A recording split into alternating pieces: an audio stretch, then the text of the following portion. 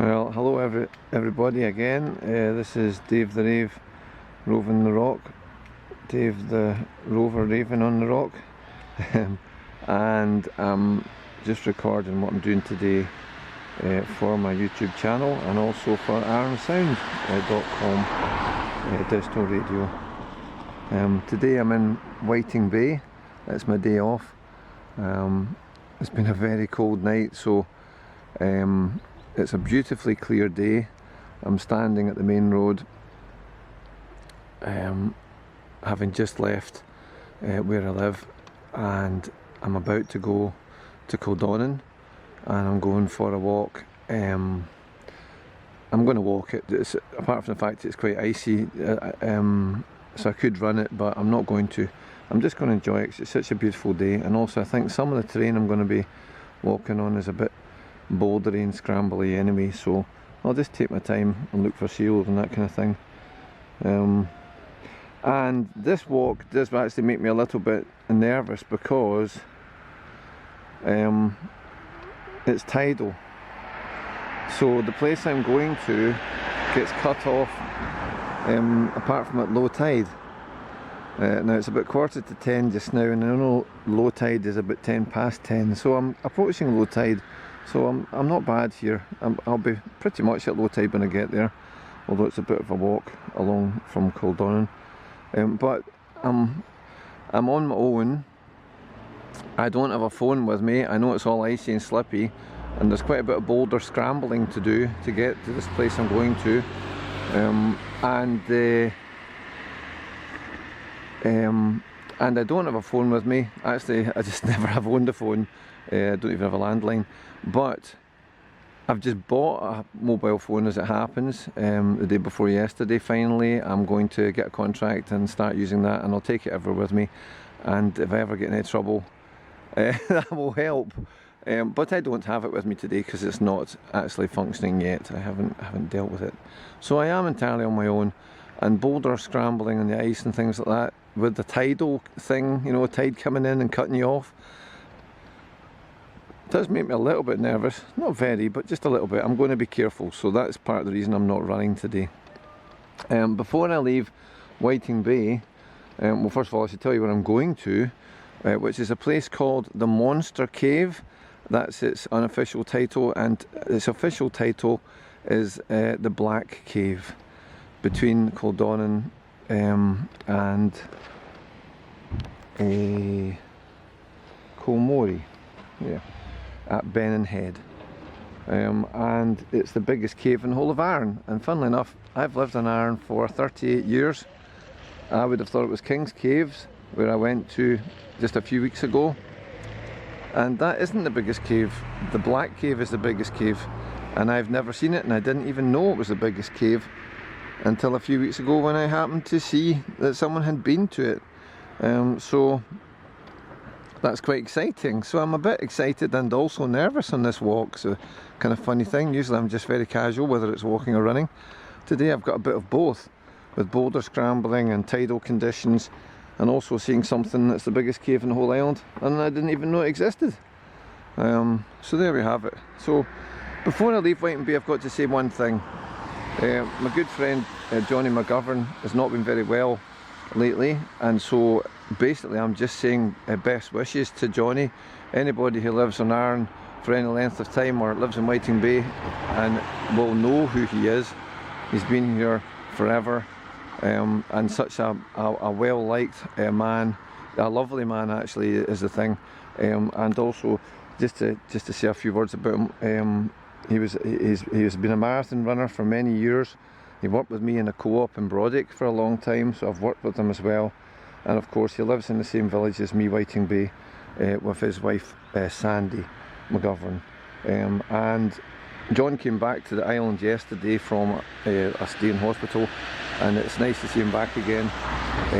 But in any case, I just wanted to say that everybody's thinking about you, John, and very best wishes to you.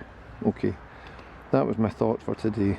The last thing I would say, just for the record, since I've seen him posting it so many times, John competed in the first Glenasdale road race. His time was 1 hour 21 minutes and 12 seconds. He was 15th, and that was 9.1 hilly miles. A very hilly miles, you know, massively hilly over the forestry and the hills behind Whiting Bay to over to Lumlash and back again. And I've seen him posting that a few times, so it's a happy memory for him. And that was in 1984, which is coincidentally the year that I came to Arran.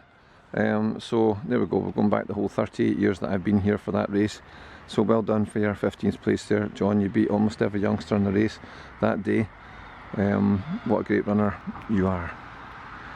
Okay, I'm just looking over at Holy Isle from Whiting Bay, and I can see the lighthouse and also all the little houses above it. This is where the Buddhists stay. They own that island, and they've got some kind of hidden houses in the hills. I can see the mainland in front of me, the blue sky all around me. It is chilly, but it's sunny, and it's quite warm in the sun, so I'm lucky really. The tide does look like it's out in front of me, Whiting Bay, which is encouraging.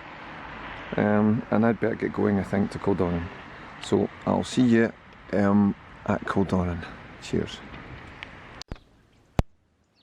Okay, I've just got to Kildonan. I've gone right the way along the low Kildonan road, and I've just parked the car at the parking at the very end of Kildonan, the southern end, towards Lag and Kilmorey, just where the road turns back up Church Brae, back up onto High Kildonan. There's a little track that goes along the shore, and there's public parking here, and that's where I've put the car. And there's space for about 5 or 6 cars here. Looking around, there are about 5 or 6 houses behind me. We've got palm trees growing here because, of course, we've got them all over the island. And I'm about to go along a well-made track all the way along the shore, maybe 2 miles along to the cliffs that I can see in front of me, and just round the corner of those cliffs should be the Black Cave, which I've never been to. Across there, the tide is completely out, just as I said. It's still, there's no motion in the water whatsoever. I can see Ailsa Craig in front of me, and the sun shining just above Plada Isle as well, glinting off the sea and looking absolutely beautiful.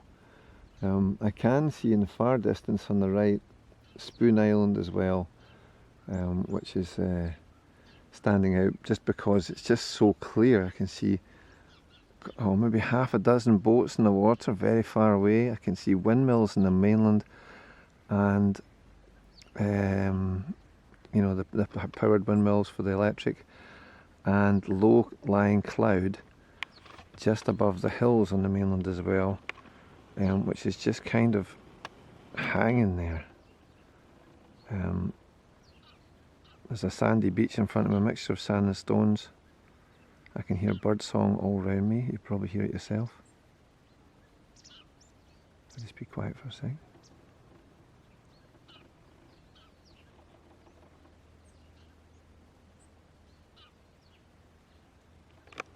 And that's all the noise, really.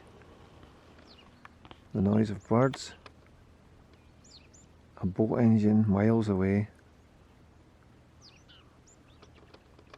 I can just make out the sea, and I can hear some ducks in the distance. And that's it. So I better get going, 'cause actually it's 10 past 10 now, so the tide will be starting to turn, which means I may never be seen again. Oh, I can also see the moon, by the way, up in the sky as well. A half moon, just lit up nice and bright in the sky, because the sky's so clear. Don't you hear that? Look great. Geese and seagulls.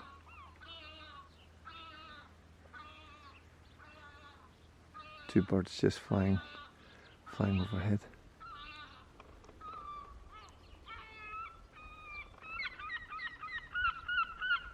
And a seagull sitting on the shore just in front of Ailsa Craig. Just beautiful. Actually I could just stay here, not bother with the cave. Might be safer. Anyway, I better get going. Okay. I'll turn this off just now and get a move on. Cheers, cheery. I've just turned the camera back on for a wee second. I'm just part of the way along my walk and I'm just going over a little bridge which is a massive pipe and a river running through, so the whole bridge is basically a pipe, which is kind of unusual but nice, and the sound of the water is just lovely. I'm a lot closer to the cliffs now. You can see someone coming towards me walking a dog. The dog's off the lead, of course. 2 dogs, and as they should be. Just a wonderful place for dogs to be. And looking round, I've still got Ailsa Craig in the distance.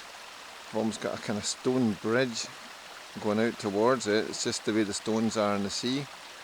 A long line of kind of stones, almost like an old pier. They're like little piers or something. Long lines of stones in straight lines, just going straight out into the sea from maybe a couple of 100 yards each. Just the way the stones on the beach have evolved. And it's absolutely beautiful here. Completely beautiful.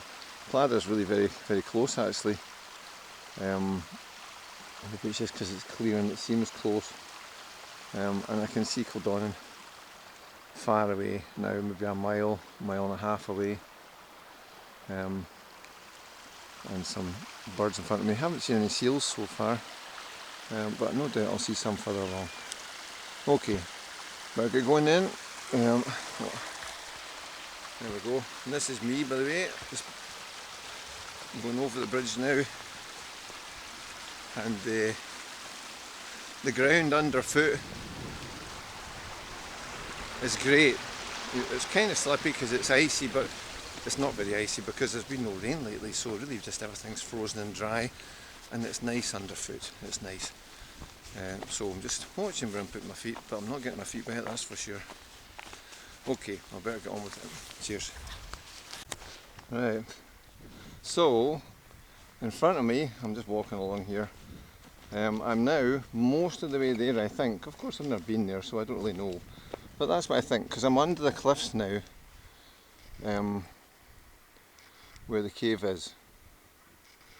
Kildonan is very far away now. Still the bird song. Nobody else around here. And it's a funny mixture. I just keep moving because I'm late. Low tide was just over half an hour ago. I've been messing about. And it's a funny mixture of calmness and a wee bit of nerves because I'm really enjoying this walk. It's just perfect conditions, but icy underfoot.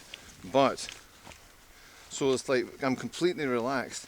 On the other hand, I know that I'm late. I know that I've got to do boulder scrambling, which I don't normally do, and in particular I know they're going to be icy because everything's covered in ice just now. The ground's rock solid. Plus I'm late for the tide, so it's a kind of a funny mixture of feelings. I'm just telling you how I am when I'm out here, being in this incredible place and being super relaxed and also kind of mildly excited or nervous at the same time. The path, I mean, I'm lucky because the path's not wet at all, because it's frozen, so it just means that it's a bit bumpy really, but now you can see it's a bit of a dodgy path in places. I'm going over a plank now over some kind of a river, but there's no river there because it's just ice. I'll just skip over that bit there. So it's making it easier, but it might make it harder on the boulders. One thing I would say, looking about,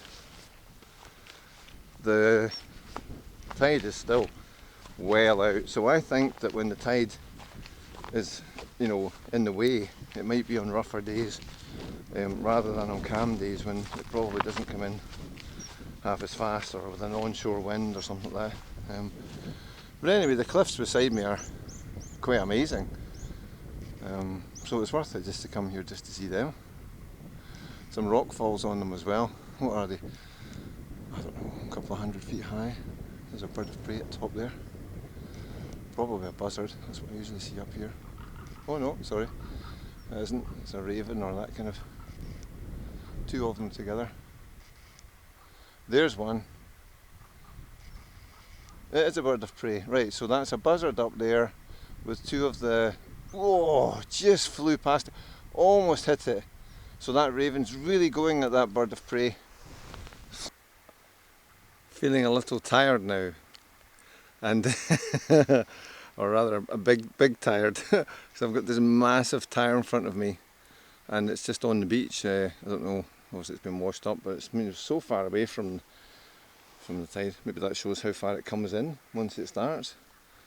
Just an absolutely massive tyre, enormous. I could easily fit in the middle of it, could fit 2 or 3 of me just in the middle of it where the wheel goes. Anyway, better crack on, still not there yet. Okay, so scrambling over the boulders has got me a little bit out of breath. I still don't know where the cave is, but I think it's in front of me, just round the corner. But I am in the middle of the boulder field just now, and that's where I've stopped deliberately just to take it in. There are some massive boulders here. It's not too hard actually getting over them, but they really are quite big, so you've just got to take your time and work out the best route. There's no path as such at this point, you're just kind of working your way through them. Anyway, hopefully it's just round that corner there and I've not duffed it horribly. Okay, we'll see in a minute. I can hear the tide starting to come in, so I better get on. Well, here I am at the Black Cave, the monster cave, and to be honest I didn't think I was going to make it. I'll just have a wee look at my watch here. 1 second. 11:26, so I have messed about, and low tide was 10 past 10, so I'm an hour and 20 away from low tide, and you can see, well, you can just take my word for it, the water is 30 yards from me and I can hear it coming in. But I've made it. I don't know if I'll go back the same way. I might carry on just for the change and carry on round and go up onto the road via Kilmorey. That was quite a boulder field, to be honest. In the end, that took a lot longer than I thought to get over all those boulders there. There were some big ones. I mean, it wasn't scary, it wasn't dangerous, but it required some concentration. But anyway, what I'll go do, I'll just go into this cave a little bit more and then I'll turn the camera back on. Okay, I'm in the monster cave, right in it. I'm looking out towards the sea. Straight in front of me is Ailsa Craig, and just above it, but slightly to the left, is the sun.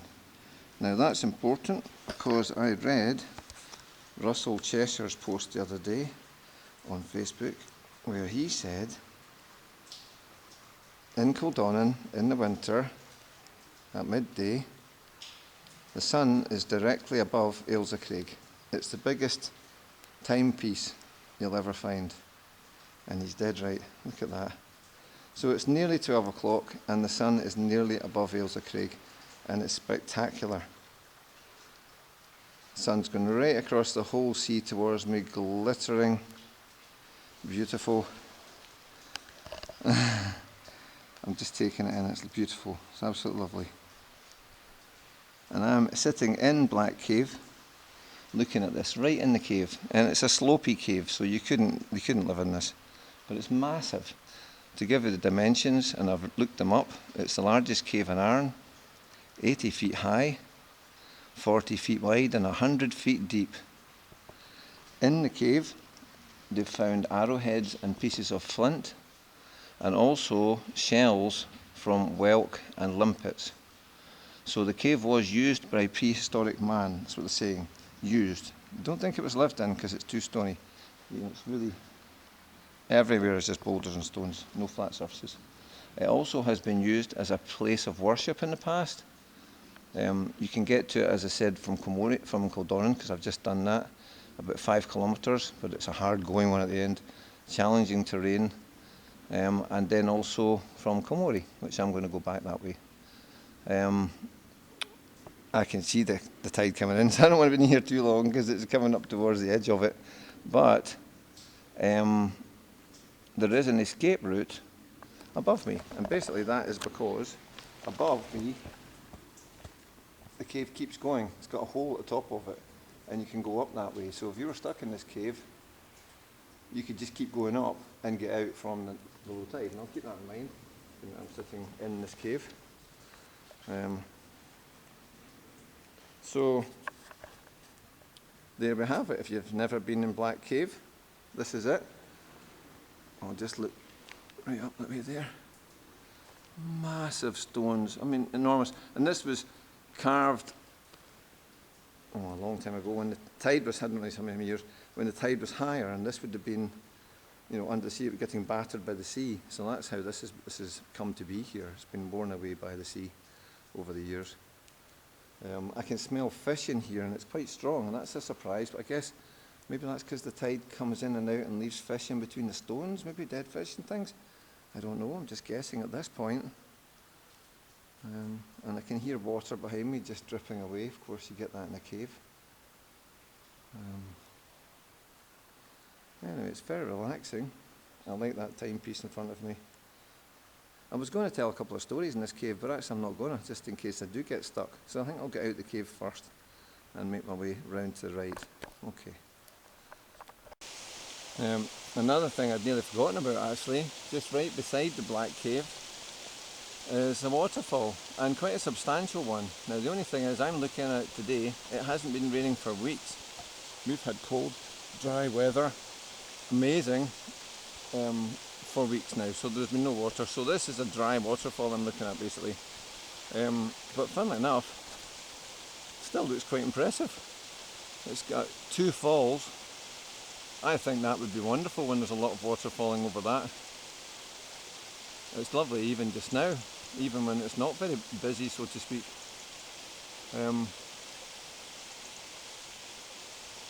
And I can hear the waterfall in front of me, and then of course there's the river beside me as well, which is also very nice, but of course almost no water in it. And over the top of the river is Spoon Island, very far away. Just amazing. You can see the beach going for such a long distance, and then the mainland beyond that, cliffs in the mainland. And turning to my right, you can just see the edge of Plada. Maybe 200 metres, no 100 metres from King's Cave. King's Cave is at the edge of that rocky cliff, right in front of me, excuse me. That's where the entrance is, so it's 100 metres from me where I'm standing, and then I'm looking at this wonderful waterfall. It would be worth coming here just for the waterfall. Anyway, it was tricky to get here from Kildonan, so I'm going to go walk towards Komori, and I'll tell you what that is like comparatively. I know it's shorter, it looks much less bouldery, just kind of stony, the big boulders in the other one. So I'll tell you once I've got through and started up the main path up to the road. Well, I'm quite far along the path now, away from the cave, heading away from Kildonan now, and I just stopped here not only because the view's amazing, just so many birds here. They're all over the beach, different types of birds. You can hear a plane now as well. And let's have a look at that sun. I'm just going to check this time. Just after 12. And I'm not in Kildonan, of course, now I'm past Kildonan, and the sun's gone past Ailsa Craig. So that makes sense. Just amazing. It's maybe nearly a mile, 3/4 mile since I was at the cave. Can't see Plada anymore.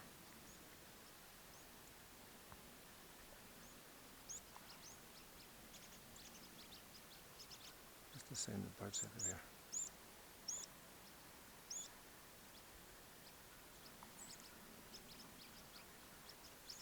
Nice. upload on. Okay, I've made it up to the top of the hill. The road is just behind me there where some houses are.